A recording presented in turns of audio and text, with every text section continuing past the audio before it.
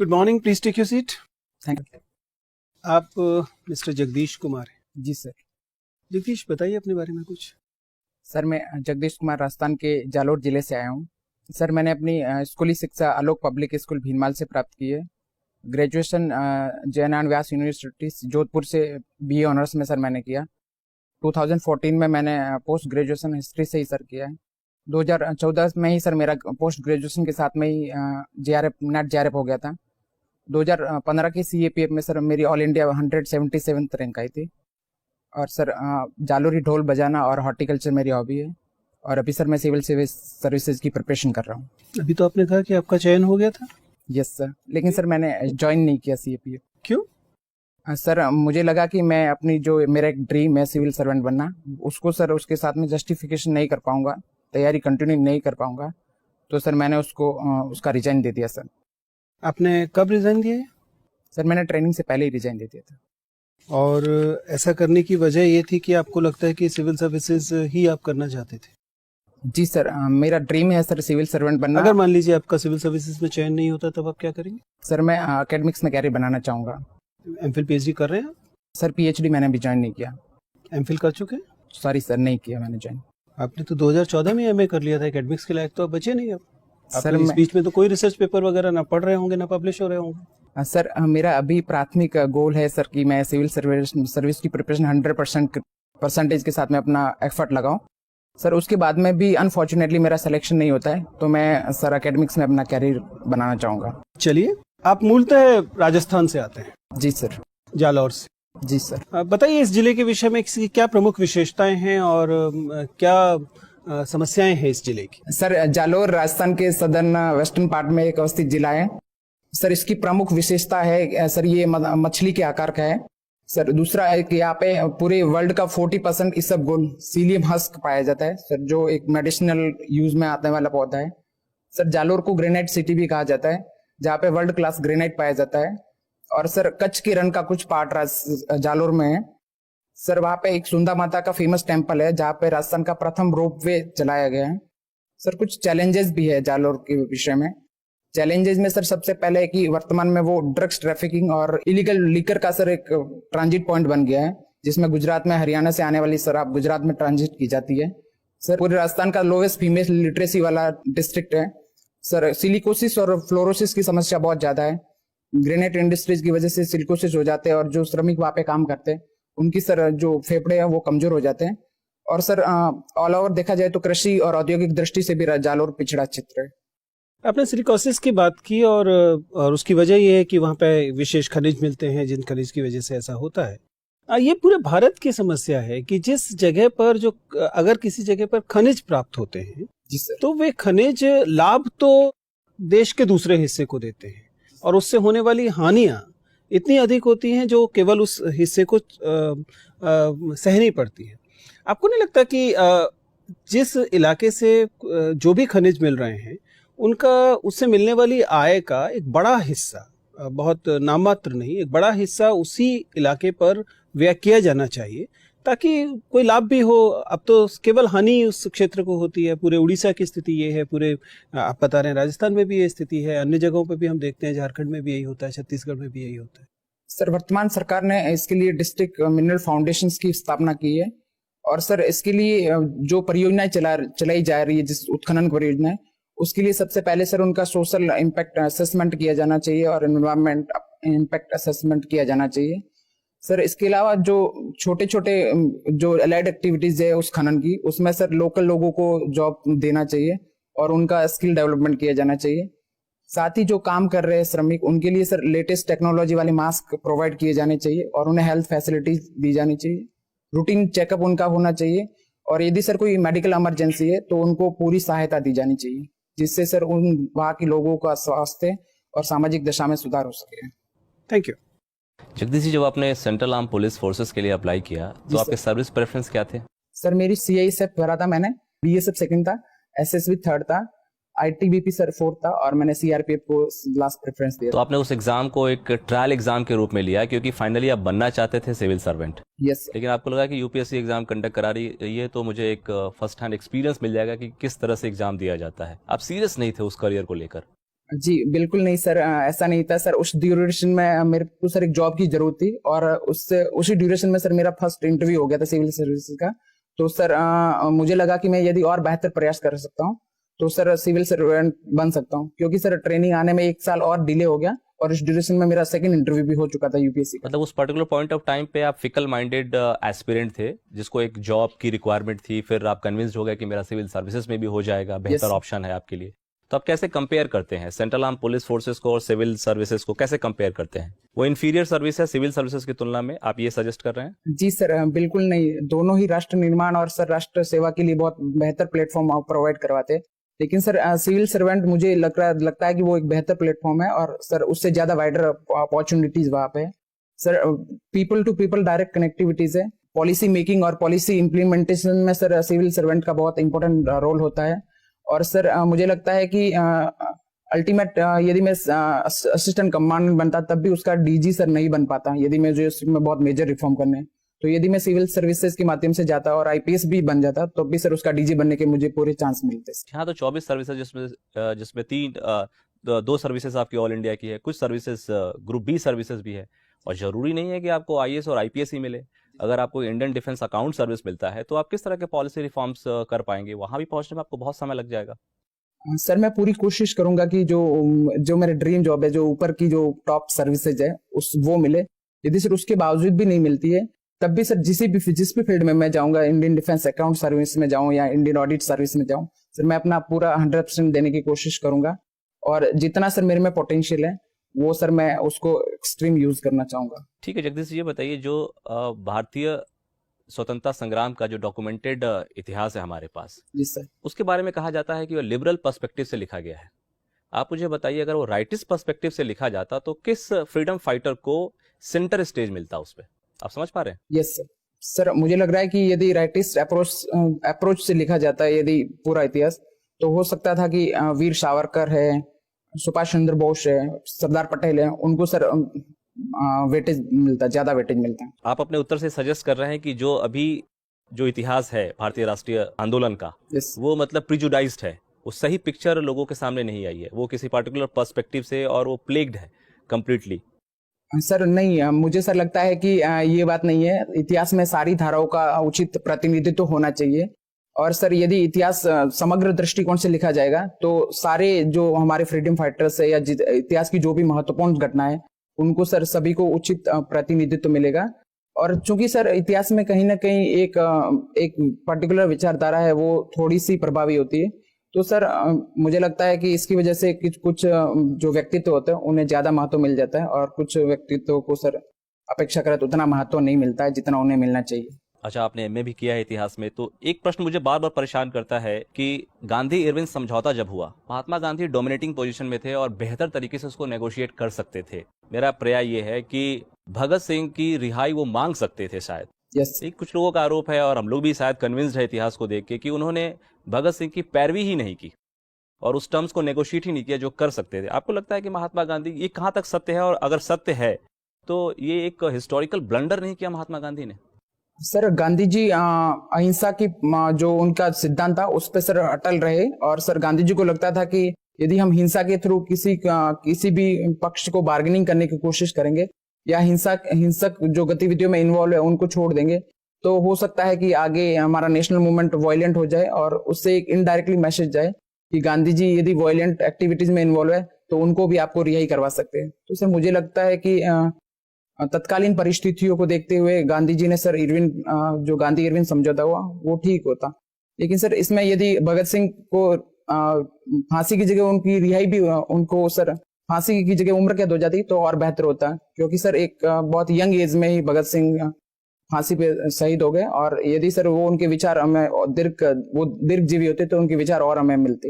अच्छा ये बताइए, महात्मा गांधी के ऊपर 124A सेडिशन के चार्जेस कितनी बार लगाए गए और कौन कौन से आंदोलन में लगाए गए?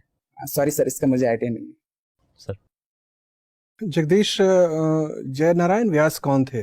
सर राजस्थान के एक महत्वपूर्ण समाजसेवी और स्वतंत्रता सेनानी थे, जिन्होंने सर मारवाड़ क्षेत्र में जन जागरण किया और सर शिक्षा और जो राजनीतिक चेतना है उसके क्षेत्र में उन्होंने महत्वपूर्ण योगदान दिया सर। साथ ही सर ये राजस्थान के तीसरे मुख्यमंत्री भी थे। अच्छा, ये बताइए कि बाग में और बागीचा में क्या फर्क है? एग्जैक्ट सर इसका मुझे आइडिया नहीं है, सॉरी। सामाजिक वन क्या होता है? सर जो सोशल फैक्टर जिसमें समाज के सारे लोगों का योगदान होता है, और जो सर किसी संस्कृति या किसी परंपरा विशेष का प्रतिनिधित्व करते हैं, उनको सर सामाजिक वन कहते हैं। विश्व में आम का सबसे बड़ा उत्पादक देश कौन है? सॉरी सर इसका आइडिया नहीं मुझे। अच्छा, हम किन किन सब्जियों को सबसे ज्यादा पैदा करते हैं देश में? सर टमाटर है, आलू है, प्याज है, इनका सर हम मेजर प्रोडक्शन करते विश्व में किस सब्जी में उत्पादन नंबर 1 है हम? हैं। केला है सर, आलू है, पपीता है और आम सर। पपीते की सबसे ज्यादा खेती किस प्रांत में होती है? जी सर इसका मुझे आइडिया नहीं। अच्छा, टमाटर सबसे ज्यादा किस प्रांत में पैदा होता है? सॉरी सर इसका भी मुझे आइडिया नहीं। अभी भारत सरकार ने कृषि निर्यात नीति घोषणा की है, यस सर। कितनी अवधि के लिए है और क्या उद्देश्य है इसके? सर अभी जो वर्तमान में कृषि नीति घोषित की है, उसका सर टारगेट है कि हमारा जो कृषि एक्सपोर्ट है उसको डबल किया जाए, और सर ये 2020 तक है, और सर आगे भी उसको मतलब 2030 तक का भी कुछ टारगेट दिया गया, जिसमें हमारा जो एग्रीकल्चर का एक्सपोर्ट है उसको और ज्यादा 3 गुना बढ़ाने का प्रयास किया जाएगा। विस्तारवादी मौद्रिक नीति किसे कहते हैं? सर जब आरबीआई द्वारा repo rate, reverse repo rate और बैंक दर को सर जब रिलीज किया जाता है, तो सर ज्यादा पैसा बैंक के पास आता है, उसकी वजह से सर लोग ज्यादा पैसा लेते हैं, और सर उसके कारण हमारे उपभोक्ता के पास पैसे ज्यादा आता है और वो खर्च करने की ज्यादा क्षमता रखते हैं।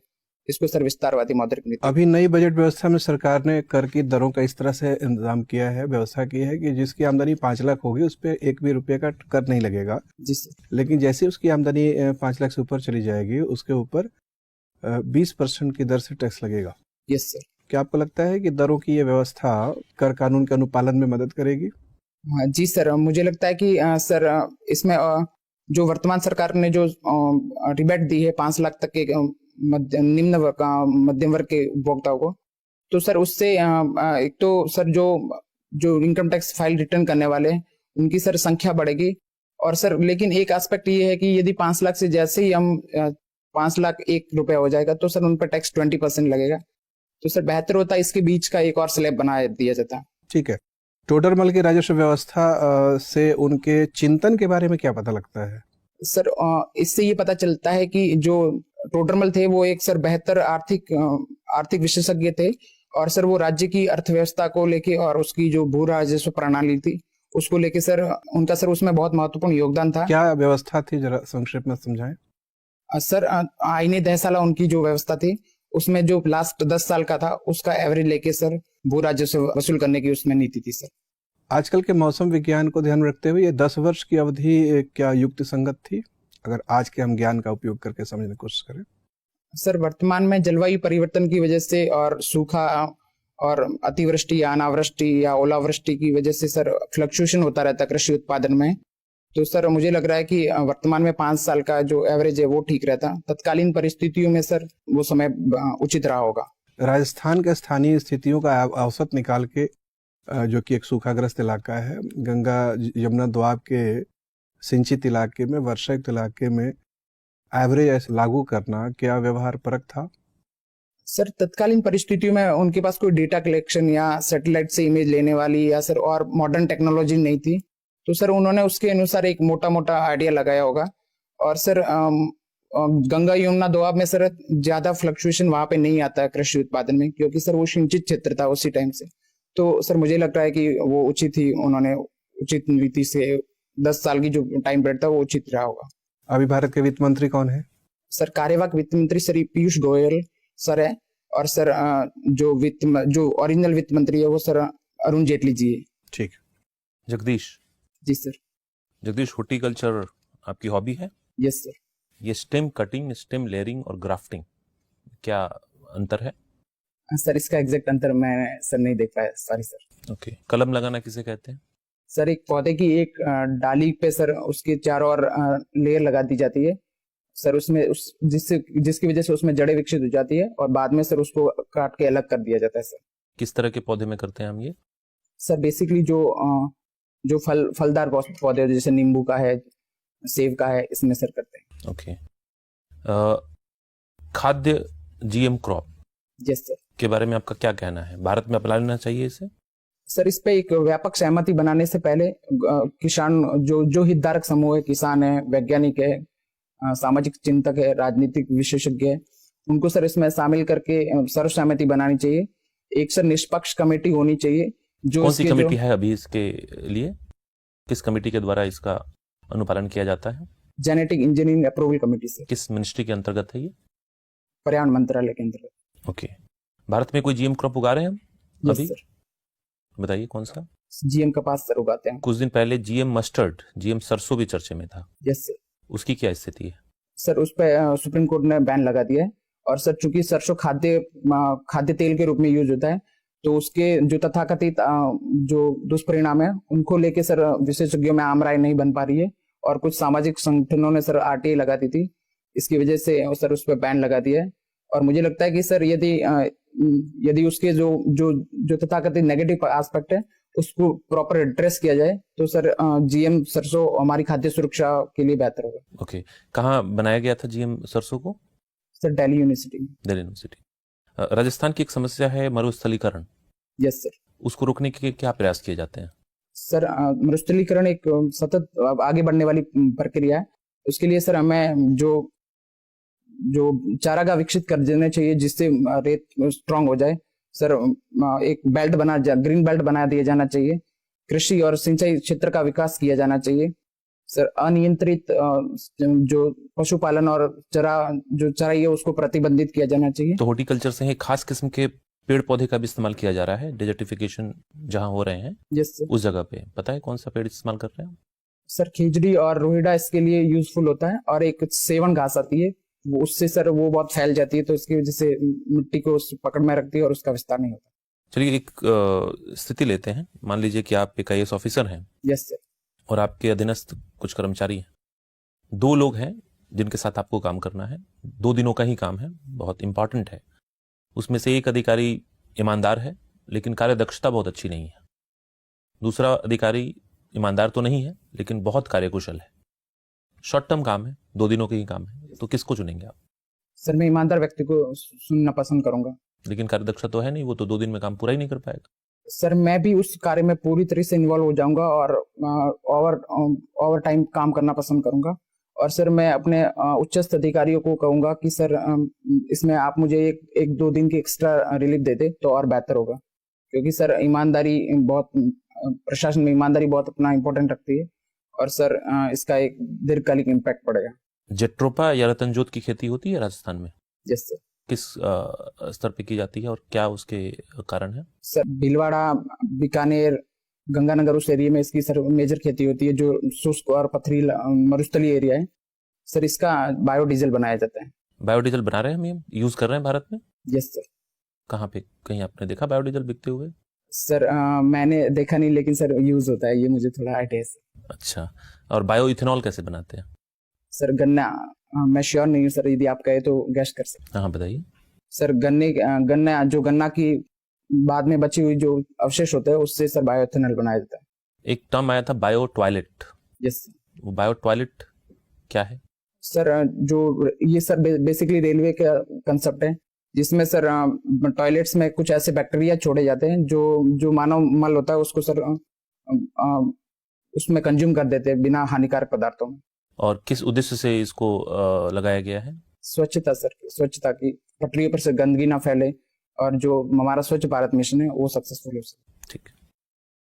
जगदीश, फरवरी में ही ईरान के इस्लामिक रेवोल्यूशन के 40 साल पूरे होते हैं। जी मैम। क्या वजह थी ये रेवोल्यूशन होने का ईरान में?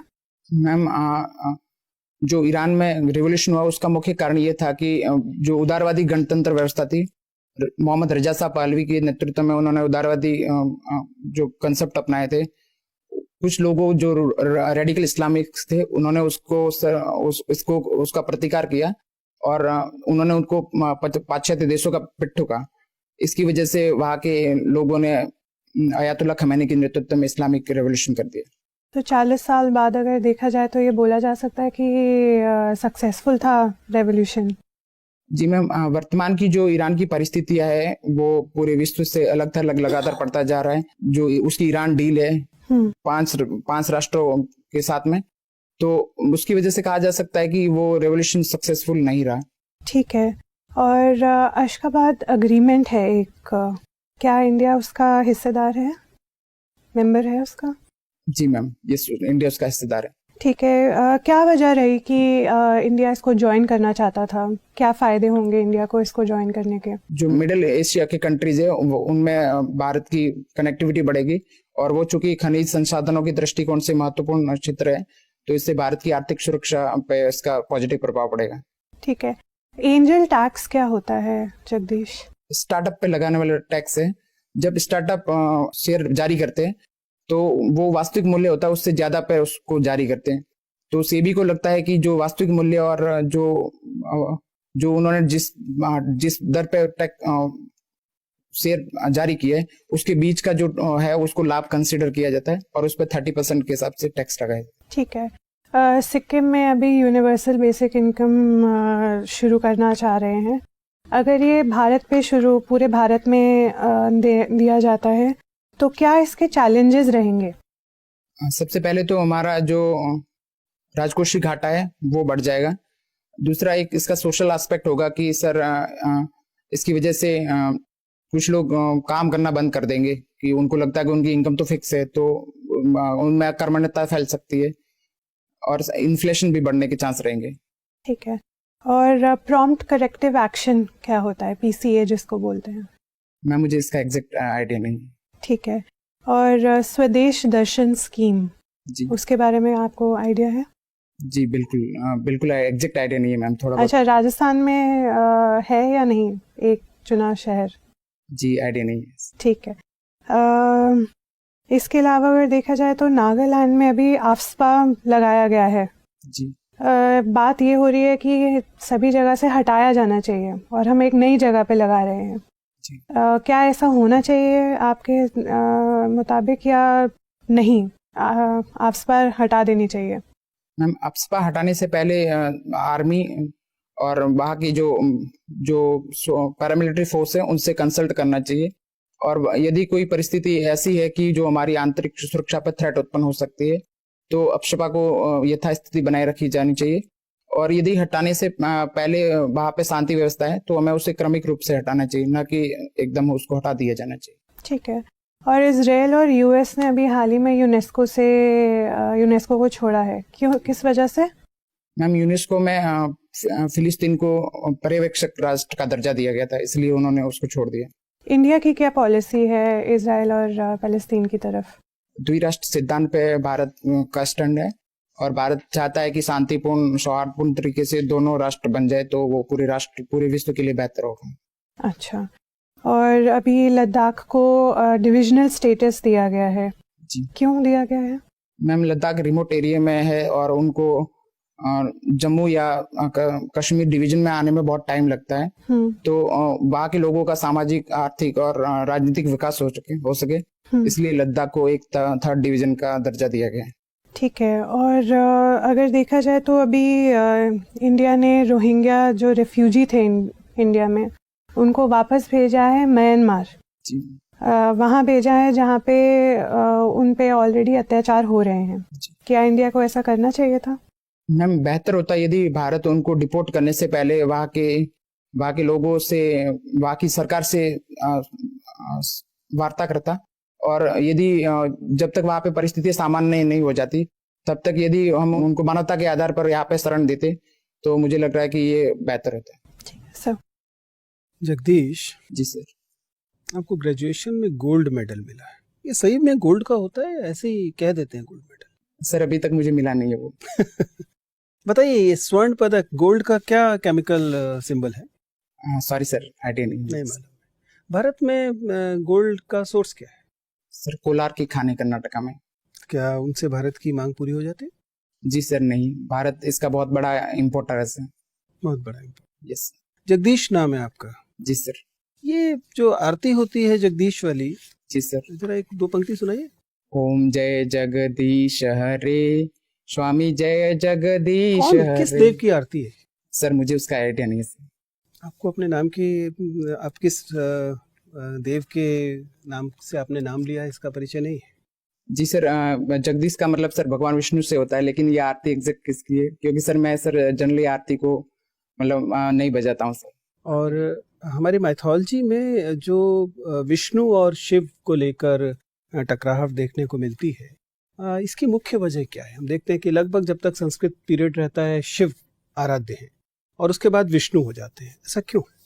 सर भगवान विष्णु को हमारे जो सृष्टि है उसका उद्भवकारी माना गया है, और भगवान विष्णु को, भगवान शिव को सर उनका संहारक माना। लेकिन लगभग सारे संस्कृत साहित्य में तो इंद्र देवता हैं, जिस फिर ये विष्णु अचानक कैसे टपक पड़ते हैं? सर ये उत्तर वैदिक काल में सर जो देवता था उनका भी कंसेप्ट सर चेंज हुआ, और उससे पहले इंद्र महान थे, उसके बाद में उत्तर वैदिक काल में सर भगवान विष्णु महान हो गए, जिन्हें प्रजापति कहा गया। ऐसा क्यों हुआ होगा आपके अनुसार? सर तत्कालीन सामाजिक राजनीतिक परिस्थिति ऐसी थी कि उनको सर जो पहले समतामूलक समाज रहा था, उसके बाद उत्तर वैदिक काल में राजनीतिक विभाजन हो गया और उन्हें किसी एक भगवान को सर्वश्रेष्ठ बना। आपका क्या अनुमान है? फिर इस क्रम में आगे चलेंगे तो अगला कौन सा देवता होगा जो प्राथमिकता पाएगा और अब जो देवता है वो पार्श्व में चला जाएगा? सर मुझे लग रहा है भगवान शिव फिर से वापस आएंगे। Yes sir. ठीक है जगदीश, आपसे बात करके अच्छा लगा, आप जा सकते। Thank you sir. Thank you ma'am.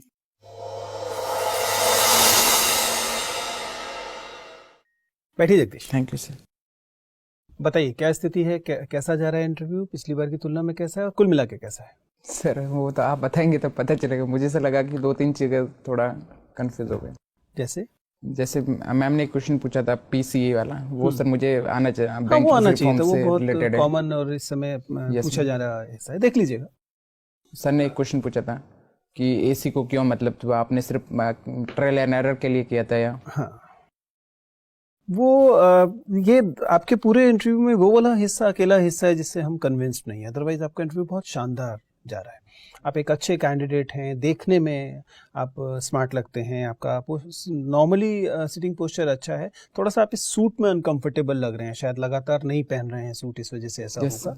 अगर आपके यही पहन के जाने वाले हैं उसमें? यस सर, अभी तक तो यही। तो कोई दूसरा सूट लगातार पहनिए। Yes sir. आप समझ पा रहे हैं? आप सूट में आप सहज नहीं है। यस। तो कोशिश कीजिए कि कोई और ब्लेजर लगातार, जब तक आपका इंटरव्यू है उसमें दिन में 2-4 घंटे लगातार पहने, ताकि आप उसमें सहज होना शुरू करें।